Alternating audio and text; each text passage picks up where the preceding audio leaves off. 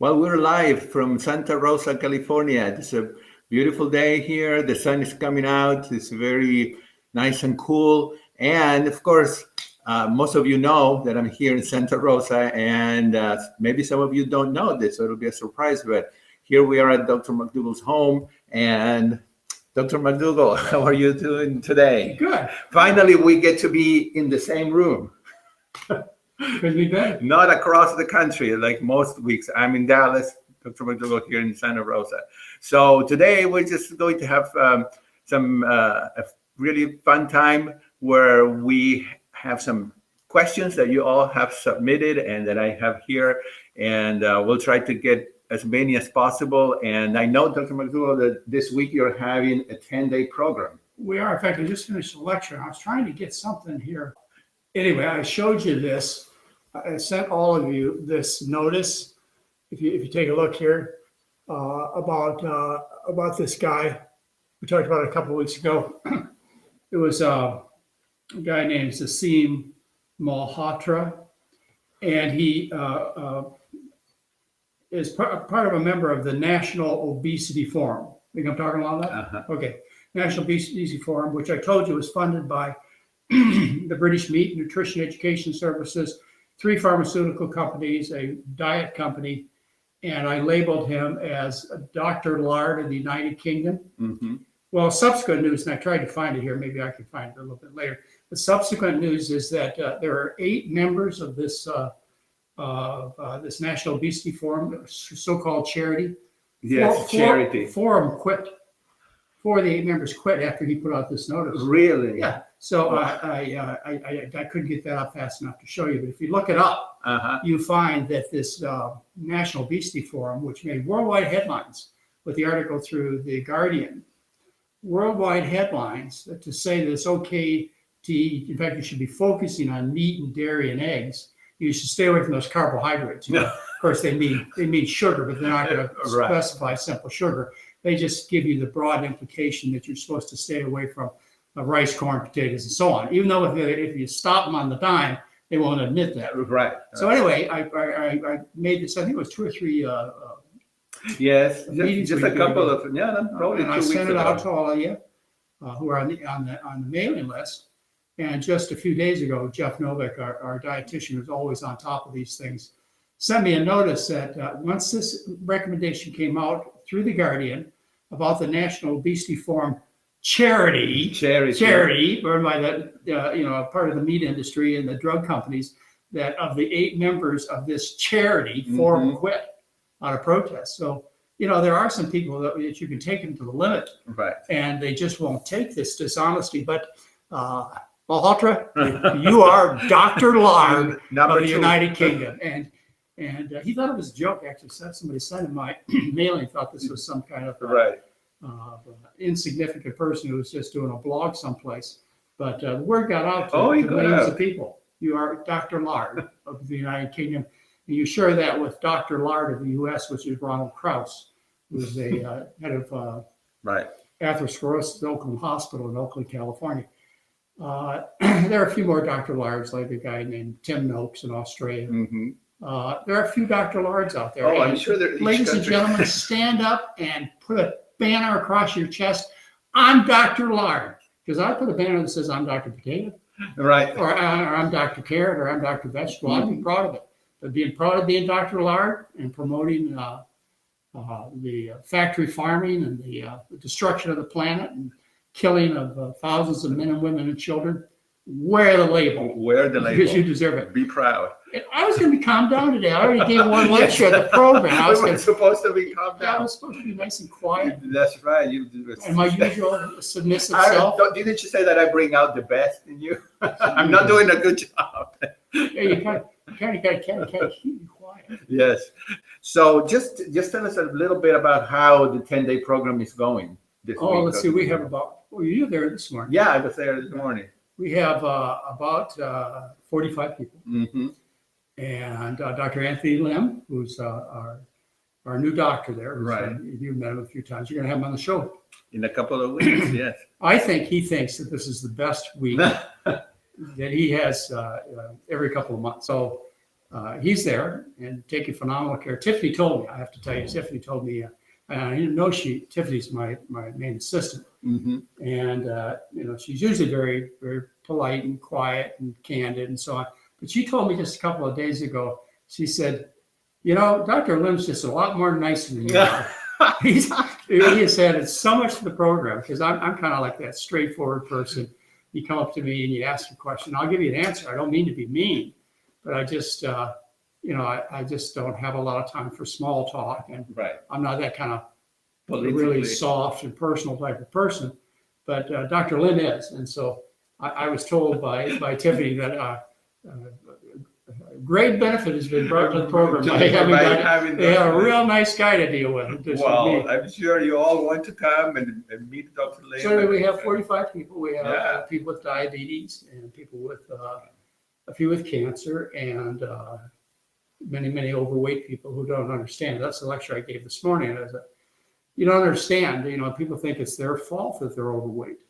There's something psychologically wrong with them. They have an emotional eating disorder. They're obsessive compulsive overeaters. And what I try and tell them, I said, look, the problem is the kind of food you eat. And, I'll often give it again in my blunt statements, I'll say that you do not defy the laws of thermodynamics, calories in versus calories out. You don't get calories from air. And I'll make uncandid comments like there once were no fat people in China. There were 2 billion of them. But people just don't understand. It's not like their stomach's too big or they have emotional eating disorders or their appetite's too aggressive. The problem is the food. Remember, in China and Vietnam and Thailand and once in India and in Mexico, just like 50 years ago, there were no fat people. You couldn't find them. And that's because they lived on starch. They lived corn and beans, rice, potatoes, those kind of things. That was their food. And when you switch to the Western diet, you lose all control because it's the wrong kind of food. You don't get the correct appetite satisfaction. It's not the right volume of the food. And of course, the manufacturers make it so enticing that they'll maximize your consumption. It's not your fault. Anyways, we had that lecture this morning. The very good lecture. And everybody appreciated my glass stomach. The glass stomach, it's always an eye-opening.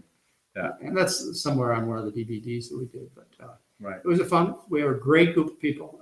In fact, I have to say, and I shouldn't say this, but I have to say these are probably the nicest, most cohesive group we've ever had. We don't have one. When I say difficult, I don't mean in a negative way, but in a challenging way. A lot of people come with personalities. They're kind of challenging. And some come because they're being dragged here. Yeah. We don't have any this time. I mean, everybody's really, really easy to get along with. They've made great friends and they're making phenomenal changes. And our team is, of course, at our best. Yes. So well, and just for them to see that wonderful buffet of food, that's worth it. The whole thing. Yeah, they can't believe it. They can't believe they can eat that much and that good tasting. And that good tasting. Yeah, it's surprising. But anyway, you just think we're bragging so we can somehow entice you. Yeah, no. But I want you to know that all the recipes pretty much are free on the website. Yeah, you can sell at home. Right. Well, I really enjoyed Mary's talk, like she did last night. Making it simple, it doesn't. I see that a lot of people sometimes want to make it difficult. Yeah. It's simple, and her just a few meals. How she prepares. You probably didn't notice, but when you walked through the kitchen a few minutes ago, did you see the crock pot? I saw the crock pot. I mean, that's the main one. That's what we're going to have next year. On all the time. Yeah. She'll have there's beans in the crock pot, clean beans. Right. And she'll have probably make some new potatoes. That'll be our dinner tonight with a little Thai sauce, hot sauce on it, and that's what we frequently have for dinner. Yeah, it doesn't have to be complicated, and that's her lecture. She really drives that point. And she sure had fun last night. She was at her best. Yeah. And the other lecture about eating out, like a lot of you have questions about that. But a lot of this is free on your website, and I think we're going to do a webinar soon where we'll show you how you can really have all 99% of your questions answered if you just know where to look. Yeah, we're going to do a whole thing on navigating. I think that it's very good because we get a lot of questions that really you can have them answered right there, right then when you have them, if you know where to look them up. It's shocking to people. I must get an email once a week that somebody says, I've been looking for the gimmick for the whole week. I can't find, where's the gimmick? You know, and I say, well, there really isn't a gimmick. We just provide all this for free. Once in part because we couldn't even give it away. Nobody wanted to hear it. But also because Mary and I, we've been eating this way for, since about 1977. So almost 40 years. And we've gained such great benefit for ourselves and our family, our children and grandchildren, as we feel that this is just a small price to pay back. Yeah. So when you go to the website and you hit the search engine or the hot topics, and we'll spend a webinar going over that. You'll find everything you want there. You can't go to Kauai with us for free. And you're not going to Alaska with us in 2 weeks for free, or the program. But if you want the information or share it with your friends and relatives, it's all free. And I'd like to mention again the color picture book, which is, by the way, it's I've got the copies from Harper One, and they did a beautiful job. It's going in the new book that you can order on Amazon now called The Healthiest Diet on the Planet. And the artwork is, I'd say, at least as good, if not better than it's on the website for free in over 23 languages. And you're going to like it, like this book when it comes out, called The Healthiest Diet on the Planet, because there's a simple 3 chapters in the front. There's the color picture book, and then Mary has, I don't know how many recipes, but some of them, it's the first time she's done recipes in color and pictures. So it's going to be a unique book. I was worried when we first started this project. In fact, I wouldn't do it until they agreed to put the color picture book in. I was worried that it wasn't going to be something we were proud of and really excited about. But we have now, like 13, this will be our 13th book out. Every one of them, we feel like they're our children. Yes. And it's coming out in September. So it's very soon. The healthiest diet on the planet. Yeah. That was actually the editor's idea when he came to us, and it was January of I guess it was January of the year before. Yeah, we were working on that one anyway. He had this title in mind. It was going to be The Healthiest Diet on the Planet, and I had in mind that I wanted to publish. I think it was 2015 January, and I wanted to publish my color picture book, and so he had his thought about what the title should be. I didn't really care. It sounded good to me. And I knew what I wanted in it. And it took us 6 months. Oh, no, it was January 2015. It took us 6 months to agree that we were going to do a book together. And thank goodness he was such a really smart and persistent man. And so we got this book. It's almost done. It'll be done in September. We're excited. Very excited. Very excited. You know, we did this really interesting, I thought, webinar last week about the newsletter I did, where I revealed myself and I took my shirt off and I took a picture with my tattoo across my chest that says, "Do not cath, I will sue." Right.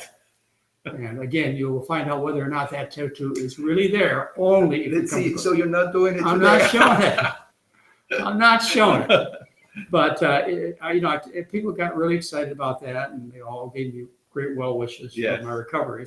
Last year was a tough year for me, but I'm back, and I made a couple errors. I told you, or the first thing I was concerned about is that everybody was focused on me and my health and my tattoo. Yes, but the only reason I did that was because I wanted you to pay attention to the subject, which was that you're getting all these catheterizations done by cardiologists that are really criminal behavior, what's going on. And I made a misstatement. I said that it was an analysis of 2,000 people where they looked at people who went in for non-cardiac surgery, like hip replacement, knee replacement, maybe cancer removed or something, non-heart-related surgery. And I told you they looked at 2,000 people and found that half were told they had to have prophylactic revascularization. In other words, they had to have their heart fixed before they fixed their knee. I was wrong. It was 200,000 people they looked at. And half the people who were scheduled for major non-cardiac surgery were forced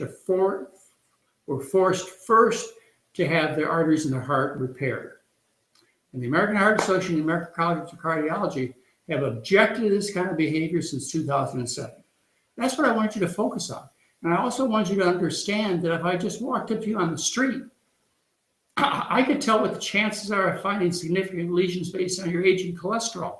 If you're my age, nearly 70 years old, you have a 91% chance of finding significant blockages. You know, if your cholesterol was what mine used to be, which was 338, if you're less than 40, you have a 91% chance of having significant blockages. In other words, you are a customer and you don't even know it. And these cardiologists are doing operations that are unnecessary and condemned on you. I had one cardiologist object to what I had to say. I said I was wrong, exaggerated, foolish, whatever. And I invited him to come on the discussion board or maybe on the webinar and to straighten me out and tell the public what the truth is. Ladies and gentlemen, I gave you all the research. All you have to do is click on the link and you can see what's going on to you and your family. You know, so get over my tattooed chest, get over my thin, half-naked body. I did that only to get your attention and to tell you how serious this was. Go on and read the rest of the newsletter and study it and confront your doctor with it. And, you know, get ready to save yourself and your friends and family from what's going on. That's all I want to say. Okay. I just wanted to recap wanted to make sure that, you know, you didn't miss what I was trying to say last week. Right. Well, and, you know, those type of distractions happen. I think you've talked before when the media or the industry talks about other things like gluten-free or less sugar, but the real issue of people being obese is really not that. What would you? What are your thoughts? People are sick and obese is because of food poisoning, and the food poisoning is discussed, of course, free on my website. Right. It'll be the center of the Healthiest Diet on the Planet book that's coming out in September. Food poison is animal food, whether it be a snail or a snake or a cow or a pig or a chicken or a salmon. That's one category of food poisoning. Now, yeah, you can tolerate some of it and stay alive. You know, I mean, the body's tough. It takes take down a half a bottle of whiskey a day and 2 packs of cigarettes. Now, I've tested it. You don't have to test it. So the body's tough. And it'll live on hot dogs. I've tested it. And pepperoni pizza, I've tested it. But if you need to get well and you want clear definition as to what you're supposed to do, one category of food poison is animal foods. Just leave them alone. And the other category is vegetable oil. Leave it alone. And what that's left with you is the traditional diet of human beings. I don't know. I got corrected on one other thing last week and I do appreciate your corrections. I mean, I try as hard as I can. I told you I never lie, but I do make mistakes. As somebody wrote me, you know, I've said that of the 10 billion people who walked on planet Earth, that over 9.5 billion of them have lived on starch-based diet. And somebody wrote me about a professor who actually calculated the number of people who have been born on planet Earth. And it was an interesting and maybe true. And I just throw it out to you just for fun because maybe I learned something. He said, based on his calculations, which he did, and he's a professor type guy, he said that there have been 100 billion people born to planet Earth. Yeah. Really? So that would mean less than 0.5% have lived on the rich Western diet. The other 99+% have lived on primarily a starch-based diet. Right. So, the diet that I teach you is the traditional diet of people. You know, I don't teach you a vegan diet. I mean, it is a vegan diet, and I follow a vegan diet. But what I teach you is that the bulk of your food comes from starch, like rice, corn, potatoes, beans, peas, and lentils. Yeah. Yeah. So what about people that are really into, this is a big topic now in several of the McDougall Facebook pages, and people talking about and being confused about smoothies, you know. And I mean, is it really better to eat the actual fruit? That's the way it comes. And what about smoothie? Or does it matter if you're trying to lose weight or if you're not trying? What are your thoughts about smoothies? Well, I think the simplest way to say it is you don't improve the quality of food by beating it 10,000 times with a steel blade. We know, for example, if you check blood insulin levels and blood sugar drops that occur, if you take somebody and you feed them an apple and you watch their blood sugar go up, it just goes up a little bit and then down a little bit, and their insulin levels just go up a little bit. If you take that apple and you put it in a blender and make applesauce, then the blood sugar levels go up just a little bit, but they go down a lot, and you produce a lot of insulin because you've disrupted the fiber. Right. And then if you make apple juice, in other words, you take the pulp away from the juice, which is just sugar and water, then the blood sugars go up, and they go down a lot, and the insulin levels go way up. So you change the quality of the food when you damage it like that. Is that a big deal? Probably not for most people. I mean, I personally don't drink juice. The grandkids drink juice.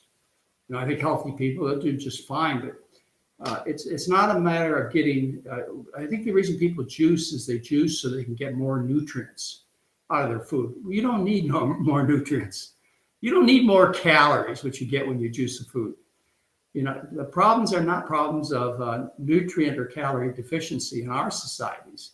They're problems of excess. And so the reason carrot juice tastes sweeter than carrots is because you've disrupted the cell fibers and you've let the sugar out of the carrot. So it tastes sweeter. Right. And you're going to consume more calories, have a higher insulin rises, and insulin pushes fat into fat cells. So it's going to be harder for you to lose weight. But again, I don't think you should make a big deal out of what I'm saying. This is a minor issue. If you're having trouble losing weight, or you have low blood sugar reactions, or things aren't going the way that they should, I mean, do consider undamaged food is the way it was supposed to be consumed, just with the breaking apart with the teeth, not grinding it with a blender. But the general story, which is the food was designed correct, and people are designed correct, and the bulk of the calories of essentially all civilized populations has come from starch. I mean, those are basic truths that I'm confident that there's no argument against. Right, and another truth is that it's much easier to, drink 5 apples than to eat them. Oh, yeah. So you definitely take more calories. More calories, more simple sugar, release more insulin. Even though that sugar is very difficult to turn into fat, the human being is very inefficient at converting sugar into fat. It can, but it doesn't do it very efficiently. Right. Cows and pigs, they're pretty good converters, but they eat all the time too. Well, I appreciate that your clarification, because people they just get distracted into these, juicing, and when they should focus on what the issue is. Well, once if you don't get the starch part figured out, which is, as I say, based on these new figures, far fewer than 1% of the human population has lived on anything but a starch-based diet. And it could be 100 billion people. Until you get the starch thing figured out, you're out of control.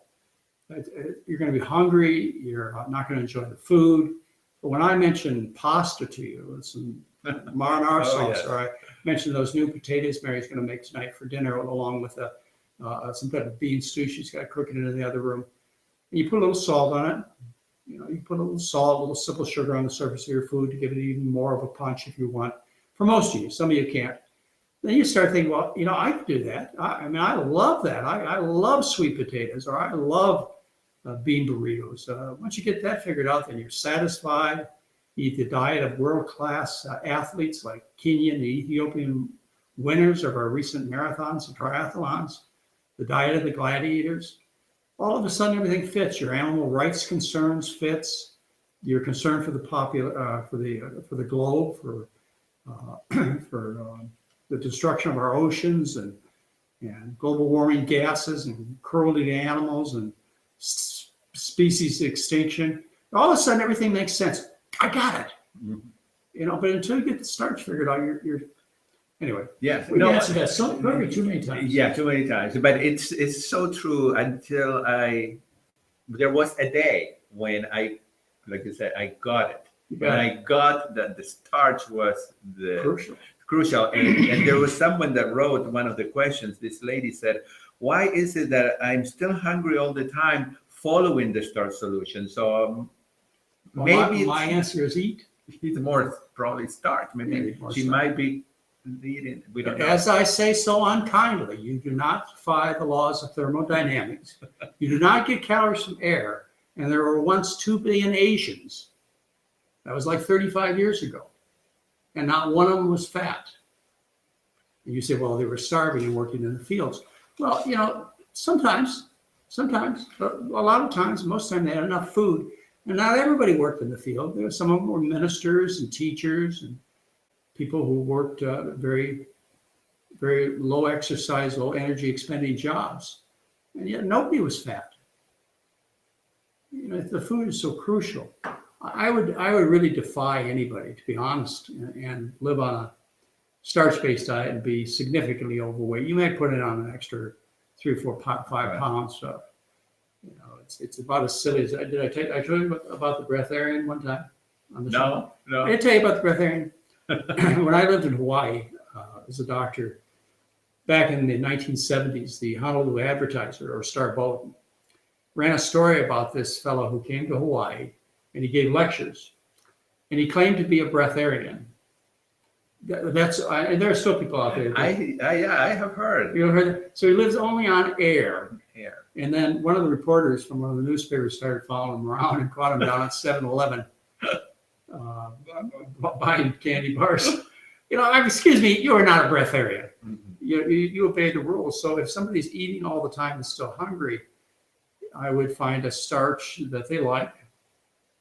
And I think beans, peas, and lentils are a little bit more hearty and substantial for them, even though they're a little high in protein.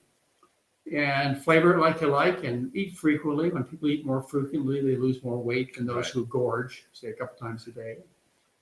And just stick with it. And then if you want to really push it, you can add more kale and broccoli and cauliflower. We did that in the maximum weight loss book. Mm-hmm. So you can do that, but you really have to get the bulk of your calories, at least half from starch. Right. A few minutes ago, you were talking about athletes, and I don't know, the topic was about, and someone actually asked a question about what is the best way to have more calories for physically active and sport active children and adults? Well, that's a good question. We've taken care of 2 famous athletes, and this is public information, so I would never tell you anything that's not public. Right. We took care of Carl Lewis in a peripheral way. But Carl Lewis followed the McDougall program. You can find it in Runner's World back, probably back in early 90s. He was on the front cover. It was a whole story about how we fed him our diet. And I met him in Minneapolis when we were both ready to go on a show called Twin Cities Live. And he was complaining that he couldn't perform as a world-class athlete and eat because he would gain too much weight to set records like the 100-meter dash. So I said, Carl, here, read this book. And so he read the McDougall program, and he set the 100-meter dash world record for the 100-meter dash. He won 3 of the longest. That's been beaten, the 100-meter dash. And he's from Dallas.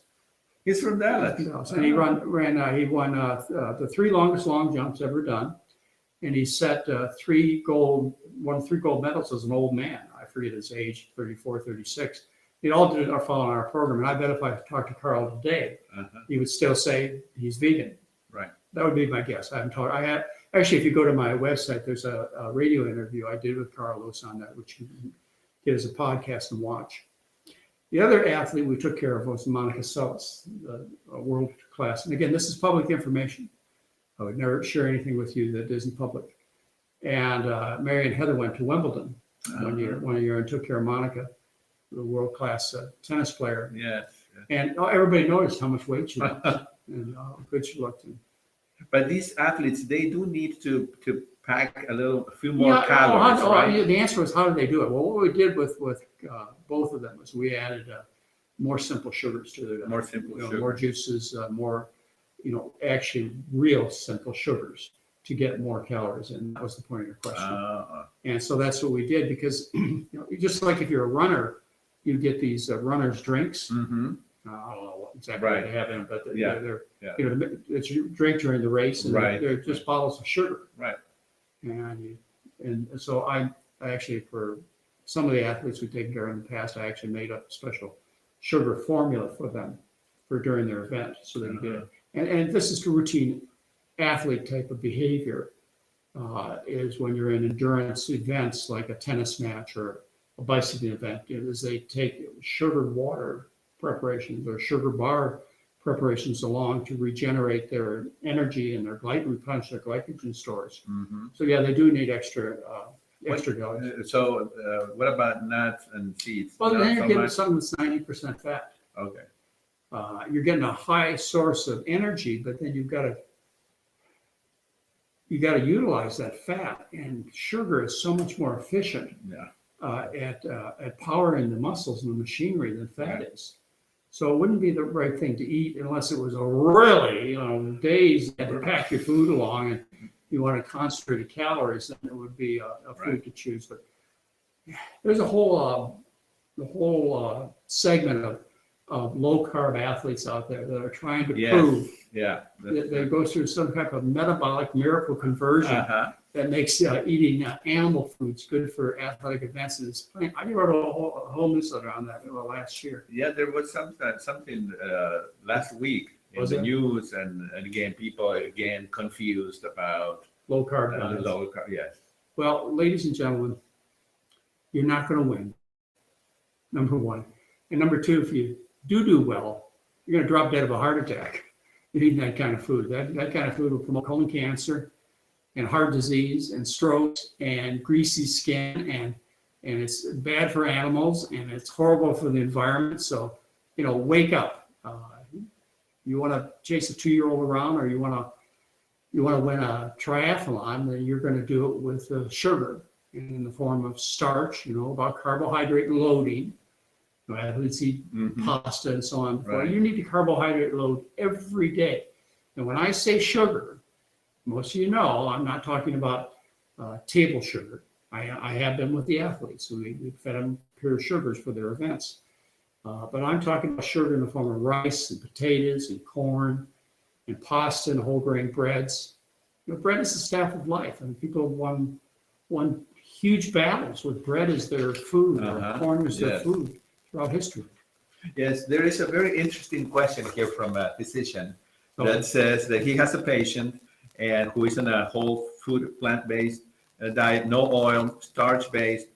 This patient is normal weight, BMI normal, total cholesterol 142 and LDL 65. She occasionally eats a few slices of avocado. She eats a couple of handfuls of nuts a day. Is the saturated fat in these avocados and nuts a problem for the endothelial cells, and will it contribute to heart disease? No. These are foods designed by nature. They are designed as a treat.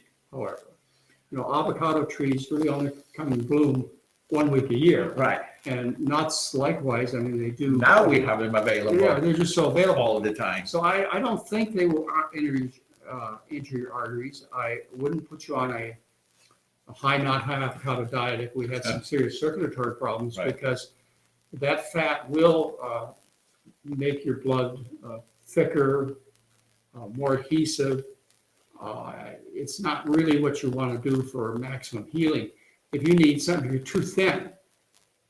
It's nuts and seeds and avocados would be good foods. And if, like this woman, she's very athletic and she needs more easily accessible calories, or like children.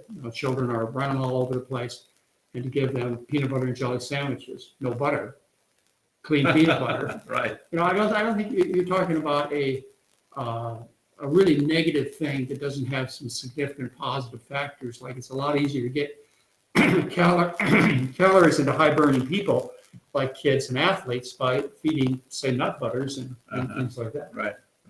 The eating, a starch-based diet, like you promote in the starch solution, does that affect the body's acid/alkaline balance? It does. Yeah. It does. There are a couple things that make it a little complicated. There's something called the renal acid load. And it's a way scientists calculate how much acid is brought into your body based on various foods. So what happens is acid is brought into the body. The body is slightly alkaline. It's got a pH of 7.4. 7 is neutral. So it's slightly alkaline. And when you eat acid foods, what happens? The body has to neutralize the acid. Well, the real acid foods are the animal foods, because they're full of protein, which is made of amino acids. And they also have amino acids that are sulfur-containing amino acids, like in methionine and cysteine, and they convert into sulfuric acid. So what happens when you eat hard cheese, for example, it's the most acidic of all foods. Fish and meat and chicken and shellfish, they're all very highly acidic. Now, grains and legumes, because they're high nutrient foods, they're designed to make a new sprout, a new plant. So they're very nutrient-dense foods. They're also slightly acidic. They get an acid number of 1, whereas cheese is 10 times greater. So you do take a little acid with grains and legumes, but enough for the body to handle. So you don't see higher rates of wrist and hip fractures, say, among Japanese. We're talking about times ago, who eat high-rice diets. Right. But when you're taking an acid load of chicken and fish and beef and pork and hard cheese and things like that, I mean, you're taking an acid load that you can't handle.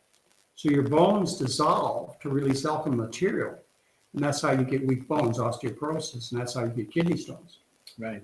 So really, as a physician, when you see someone with a high acidity level in the blood, what does that? Well, you don't see that. You don't see that. No, not unless they have kidney disease. You got to be really sick. Otherwise, because the pH is so carefully guarded in the body to be at a level of 7.4, you got to be in terrible respiratory distress. You got to be in kidney failure. So you don't see any changes in the blood. You do see it in the urine. So if you check somebody's urine, and I haven't done this in a long time, but you can do this. You can see they give a pH level, and you can get an idea of how much acid they're eating because the acid comes out in the urine. But you're not going to change the pH of the blood, not in any healthy person. Oh, I see. But you will change the pH of the urine. Okay. Wow. But I don't recommend people go around checking their urine. Yes, you should be on an alkaline diet because it's the diet of humans.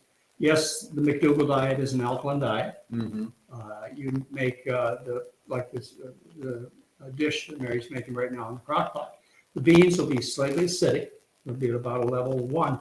But the new potatoes that she's making are -5. So when you mix them together, you turn out with an alkaline diet. Plus that acid load in the beans, peas, and lentils, it's something the kidneys can't handle.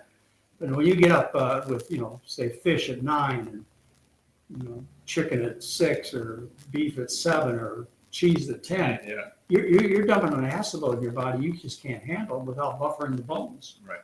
And that's when it becomes a very serious problem. So that's what people say, that you're peeing your bones. Right into the toilet, your bones. And in the process, they solidify in your kidneys, and they give you the most common, almost exclusive kind of kidney stone, which is a calcium-based kidney stone. And there's a whole much more of that story that I can tell you about the oxalates and how they form, and it's all from the animal-based diet. Right. So since we mentioned osteoporosis here, someone asked, what plant-based foods are best for osteoporosis? Is it important to combine certain fruits with veggies for better absorption? Well, I would focus on your more alkaline vegetables like spinach. I think is -50. Anything minus is good. It's alkaline. Yeah. So there's some reason to do that. There's some reason to eat potatoes, sweet potatoes, which are alkaline, as opposed to grains and beans. And are you aware? Is there a website or somewhere where people can find what the numbers are? Well, we can. It's in the American Journal of the American Dietetic Journal, the Journal of the American Dietetic Association. It was published by a guy named Renner, R-E-N-E-R. Oh, okay. So you can look it up that way or you just go to the website and look up acid base, or you go to my website and look up acid base in the search engine. You can get the actual reference. But I think the general information is enough for you. I've always, including my earliest book was published, I think, in '83. I've always identified for people who have osteoporosis, kidney disease, or liver disease to minimize their intake of beans, peas, and lentils. And grains would be added too. But it gets so much more complex, though. For example, the best diet for a kidney patient is Kempner's diet, which is white rice, which is slightly acidic. But I think I can clearly say if you have a problem with osteoporosis or kidney stones, or if you have liver or kidney failure, you really need to limit the beans because they're 30% protein. Right. Yeah. Otherwise, if you're healthy, I usually recommend a cup a day maximum. That's a lot of beans. Right. Would you say that it wouldn't be advisable to eat 3-4 cups of beans a day? Well, that's the problem. That's why I put that recommendation in there, is because some people would look at the program I put together, which was, as I say, it was in 1977. I put it together, and they'd say, "Boy, I really like those beans, so I'm going to have beans and tortillas for breakfast, and I'm going to have a pea soup for lunch, and I'm going to have bean burritos for dinner." And 70% of their diet is beans, and that's 30% protein. And you only need maybe 3 to 5% of your calories as protein. So you got 25% extra protein. You got to dump the protein. It's got to be dumped through the kidneys. And it just puts an extra workload. But again, don't overread what I'm saying. Beans, peas, and lentils are healthy foods, but they're a little richer than, say, sweet potatoes and rice. And they're very rich in protein. So I think that they should be, consumed with that attitude in the general person. We have beans, Mary and I probably, 3, 4, 5 times a week. But I wouldn't recommend somebody even in my good health to have beans 3 times a day, 7 days a week. And then if you have kidney disease, which I take care of patients who have, not only do I limit their beans, peas, and lentils, but I'll actually add table sugar to their diet. Yeah. Because rice is 5% protein. And what Kettner found on the rice diet is he had to lower the protein even more in the rice because it was such a burden on a patient with kidney failure that he would add table sugar as much as half the calories coming from table sugar. That was the maximum. So sometimes even the natural food for very, very sick people has to be, you have to give them calories without protein because they can't process all the protein if you have serious kidney disease. And even when you add sugar to a kidney patient, and again, I'm getting to the point of confusing people and getting into an area you shouldn't deal with unless you're really, really knowledgeable what's going on. But the Kettner diet, when you add the table sugar, you add calories without protein and without potassium, which are 2 big problems with people with kidney disease. And that's why Kettner used a diet of white rice, used vitamin pills, but white rice and fruit and juice and table sugar, which is something I have to use in maybe 2 or 3 patients a year. I have to go to that extent to them because otherwise it's dialysis. And they can often prolong their time away from dialysis and it's worth it to them. That's a tough life being on dialysis. Oh, I cannot imagine. You could just imagine, even if you have dialysis and you go for a kidney transplant, you're asking a friend or relative to give you half their kidney function because they just gave you 1 kidney.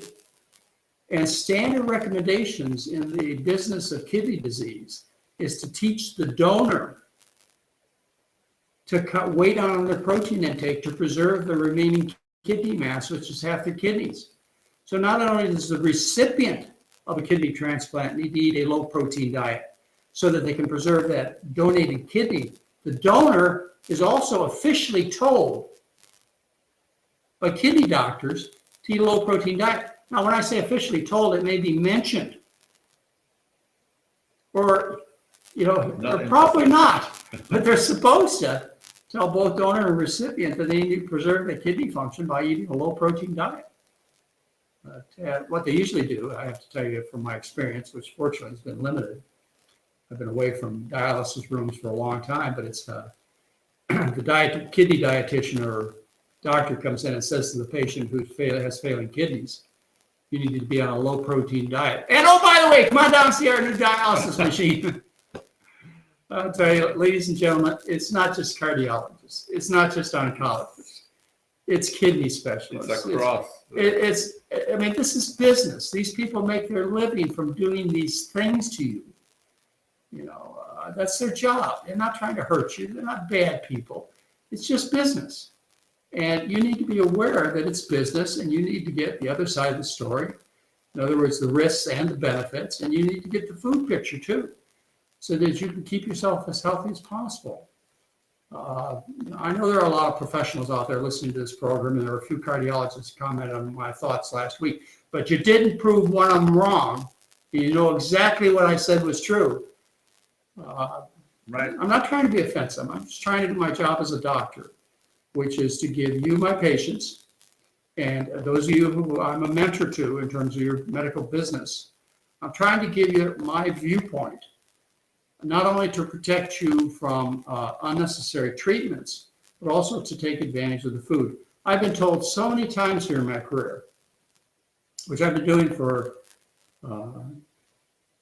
over 4 decades, that people have said to me, they come up to me and say, hey, McDougall, why don't you just keep to the diet stuff and stop talking about the heart disease and the cancer therapies and getting laws passed against doctors doing unnecessary mastectomies, which I did back in 1982, and getting a law passed in California that makes doctors learn about human nutrition. Why don't you just do your food thing and just kind of leave the politics and leave our businesses alone? You know, just get real. But I haven't been able to do that because, you know, when I became a doctor, as I know all doctors did, they did it to help people.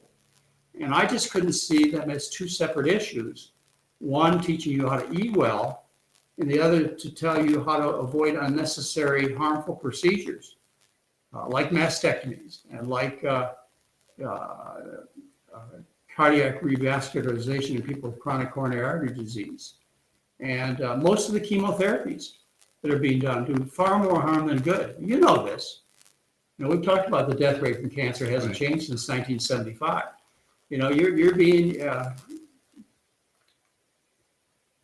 lied to, and you know, I just plain and simple always thought it was my duty to tell people what I thought was the truth. Now, as again, I say, I told you, I'm not always right, but I am most of the time, and I make mistakes, but not often, and I'm welcome to be corrected. You know, like I did a couple of times on my last week's show. When I learn something new, I'm happy to share with you. And if I'm really, really wrong, I mean, bring it to my attention. I'll tell the story, or send Gustavo a letter and say, look, I'm a doctor, or I'm a lawyer, or I'm a whatever, and we want this attention brought up, or we want to be on the show. I've always told you. Yes, we want. Come on the show, and we will be happy to give you equal time. Right. And by the way, remember that the email address to send questions is webinar@drmcdougall.com. Someone there, Dr. McDougall, sent a question asking about how long does it take on a starch-based diet to help regulate heavy menstrual cycles?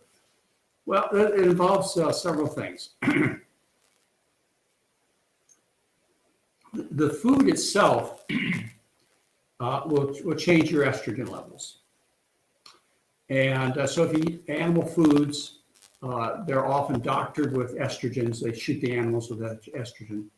That was a real problem, particularly in Puerto Rico about 30 years ago. That little children, like 3 years old, were getting breasts, and males were getting pubic hair. And so it's the animal infusion with hormones that takes place. Now, I don't know how common it is in what country, where, but it used to be universal practice. So don't hold me on what's being done at the present time. I haven't looked it up. There's the actual animal food itself, the animal fat, which is, and proteins, which are converted into estrogen-like substances. There are environmental chemicals. They have estrogenic effects, like like DDT and PCBs and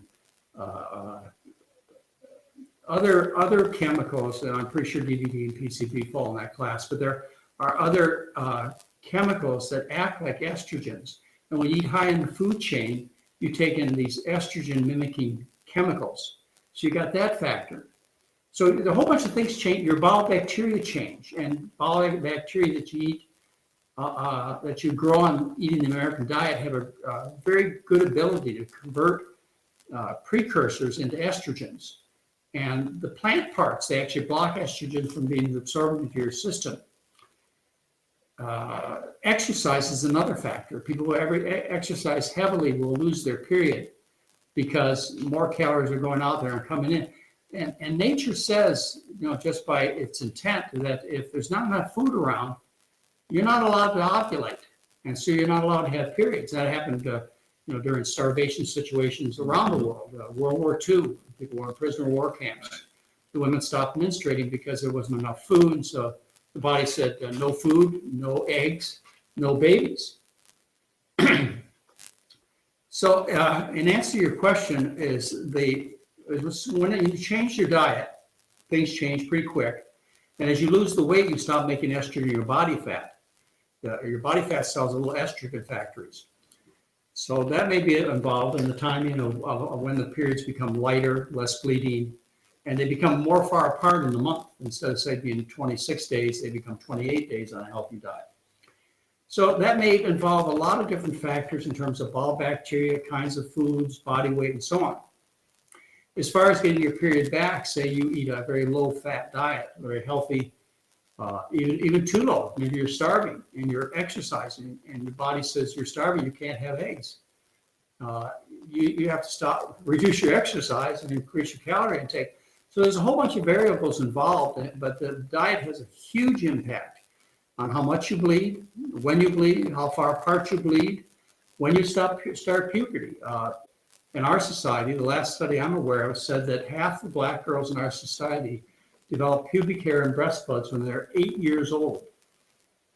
8 years old. And white girls, it was around 10. And little boys, there's an article in Pediatrics that shows little boys are starting to get facial hair on the Western diet, a couple of years earlier. And 3% of black girls, back when that study was published, started puberty when they were 3 years old. And so puberty is different than first onset of menstruation. Puberty is when you get breast buds and pubic hair growing, and your first menstruation is when you bleed. So there were several ways of varying this, of measuring what goes on in terms of precocious puberty in your children. And clearly, children on the Western diet undergo puberty about 4 years younger than they should. And so you've got little kids, little boys and girls, they're supposed to be riding bikes and playing checkers and studying their math. And what are they thinking about? They're thinking about things like adults do. And you know how strong your sexual thoughts are. Those are for adults. They're not for little children. And when you give those reproductive functions and feelings to little children, you ruin your children, you ruin your family, you ruin your schools, you ruin your communities by introducing this variable into, giving a child functions and intentions and thoughts they're not supposed to have until they're, say, 16 or even as late as 18 years old. That's when you're supposed to have babies. That's when you're supposed to have this interest. So we got a whole screwed up society because of this precocious puberty as a consequence of eating a bad diet, a diet full of animals and oils and lacking in starch. And, it's something that you would think that a civilized population of people would fix. I mean, civilized people take care of their children. Yeah. Let me say that again. Civilized people take care of their children. We are not civilized. We do horrible things to our kids. A third of them are fat, and 17% of them are obese, and they're going through puberty when they're 7, 8, 9, 10 years old, and they suffer terrible bowel problems and constipation and acne, and they can't perform on the athletic field like Carl Lewis once did, and marathon runners do. I mean, just think of what we're doing to our kids in our society. I guess I can be pretty lucky. It is a form of child abuse, and if any group of people or a terrorist or anybody did the kind of harm like what we're seeing, we would be after them now. If somebody did this, just to put it as bluntly as Gustavo was saying, if we cause this kind of pain, I'm talking about stomach pain, early menstruation, deforming acne. If we cause this kind of pain to people with a stick, we put them in jail. But because we do it with a fork and spoon, it's okay. And because policemen and school teachers and ministers, because they do it to their children, it's okay. But ladies and gentlemen, it hurts just as bad for those kids to be harmed with a fork and spoon. And just because nice people do it doesn't make it right. You know, it just amazes me that most of our listeners out there are in the same kind of disgust, anger, and protest that I convey. But it's really that serious, and we must get the message out to stop this terrible harm to ourselves and the world and other animals and the planet. And I mean, this is not business that should be talked of lightly, or at least you will not find me talking of it lightly. It's everything to me, and it has been for 40 years, and that's one of the reasons people object to me. He said, you know, and why they say Dr. Lynn is so nice? He said, such a nicer guy than I am. I'm not a nice guy. You know, plain and simple, I don't tend to be cruel or unpolitical. It's just my nature. And, you know, when I think of something, I don't have time to couch it in comfort for you. I told you all, I think a couple of weeks ago, that the hairdresser where I go get my hair cut, one of the ladies who's a vegan, just for vegan reasons, she has a big sticker on the back of her window that says, if you'd like to become a vegan in 4 hours and 50 minutes, this is what you do. You watch Four Children Diets, then you watch Cowspiracy, and then you watch Earthlings. Right. Ladies and gentlemen, I tried to watch Earthlings one time. Oh, I couldn't get through it. No, you can't. I mean, as hardened as I am, I couldn't watch half the movie. It was just so unbelievably cruel. I mean, it's but it has made a huge difference. I mean, any of you who have friends and relatives who are just, you know, big macho killers and meat eaters and so on, hey, I can't watch it with you, but just sit down and watch Earthlings. Right. You'll realize what we're doing and how true it is and harmful. Dr. Monroe, we're getting to the end of our webinar here, but I'd like to ask, this is a question from me. Okay. If you had $10 million at your disposal or more, what kind of research would you like to see done in what area? If I had $10 million or more, I actually had $1 million that I spent on MS research. I would do nothing. I would do no research at all, because all the research that needs to be done has been done. Now, ask me a better question. What if I was king? You know, what if I was king? Okay, what if you were king? And I had a chance to do whatever I wanted. In your kingdom, what would you do? In my kingdom. Well, I would introduce the changes that are long overdue. I would stop break coal. I don't care whether they have to drive taxi cabs or whatever they have to do. I would stop the unnecessary chemotherapies. I'd stop the unnecessary mutilating cancer surgeries. Now realize there are some of these things that are good, so don't get me wrong. There's some good things in these. They're just really small in number. I'd stop the unnecessary catheterizations and heart surgeries. I would force schools to serve proper food in schools. I would force dietitians to tell the truth. I would force physicians. Yeah, I'm kidding. I was pretty good. I'm pretty good at this. I would force physicians to teach patients who had dietary diseases that their diseases were caused by diet, just like I did with SB 380 when I wrote that law in California back in 2011. I'm not supposed to say I wrote it, but I did. And it was unanimously passed by both houses of our legislature in Sacramento, California. It was signed September 11th by 2011. September 11th. 2011 by Governor Jerry Brown. We have a law in California that says doctors must learn. Well, we have 11 medical schools that do not teach about human nutrition in California. And that law, you can look it up, just look up SB 380 California. That law in 13 places in a page and a half says that we must teach diet and nutrition to medical professionals, but it's not been followed. It's been, I would go through some discussion about why it has been stopped and why I've just kind of given up on it.